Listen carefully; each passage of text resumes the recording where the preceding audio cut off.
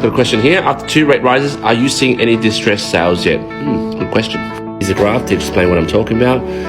The yellow part explains standard variable rate, and the black part explains Australian median house prices over the time. So as you can see, from 1990 to about 2022, the yellow line is the variable rate. It was pretty high before, obviously, with the whole recession that started in September 1990 that lasted until September 1991. GDP fell by 1.7%, employment by 3.4%. So pretty big crap that happened then. But obviously that didn't last long, and we can see that interest rates start to go down. And as you can see from the graph over here, property prices start to go up in Australia. And you can take a look from the graph here, which is basically the global financial crisis when rates jacked up a lot. Australian property prices still continue to climb.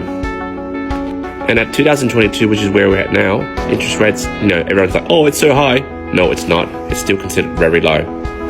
Property prices are still going high as ever. And when you're asking me, is there any distressed sales yet? Not a chance yet. Why do I say not a chance? It's because investors like myself and many of my clients who are holding pre-approvals will continue to keep entering the property market right now. This is the graph that shows the percentage of lending that goes to investors. As you can see, in 2021 to 2022, it's starting to pick up a lot. Versus this graph, which shows first-home buyers, you're being kicked out because your borrowing capacity is not as strong as investors. And it's starting to decline. And that's why the government's throwing a lot of affordable plans for you guys to get back into the market.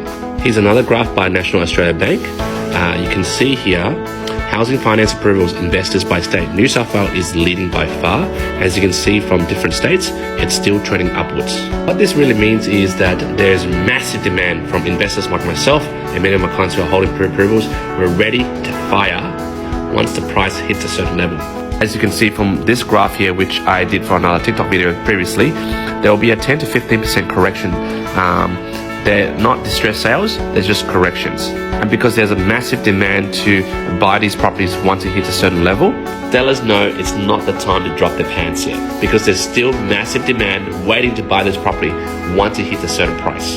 The good thing about those negative media news that's out there, this is true. Australia is experiencing a rental crisis. You can see from this graph here, which shows the state and rent per capita, the rent is steadily increasing.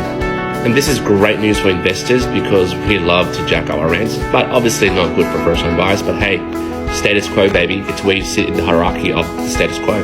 But I'd love to know your opinion on this question. Let me know in the comment section. Love to see your comments.